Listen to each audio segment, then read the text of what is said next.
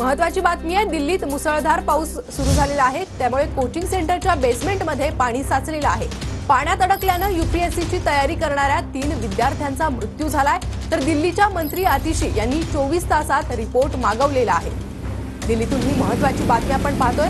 मुसळधार पाऊसमुळे कोचिंग सेंटरच्या बेसमेंटमध्ये पाणी शिरलेलं आहे आणि त्यामुळे या ठिकाणी 3 विद्यार्थ्यांचा मृत्यू झाल्याची अत्यंत धक्कादायक माहिती समोर येते। यूपीएससीची तयारी करणारे हे विद्यार्थी होते आणि पाण्यात अडकल्यानं या विद्यार्थ्यांचा दुर्दैवी मृत्यू झालेला आहे। कितने बजे का हादसा से पानी भरा हुआ था बेसमेंट में, सेंट्री लॉक हो गया था। जाते तो बच्चों को बचा सकते थे। मतलब 4 घंटे बाद 4 घंटे बाद काम शुरू हुआ।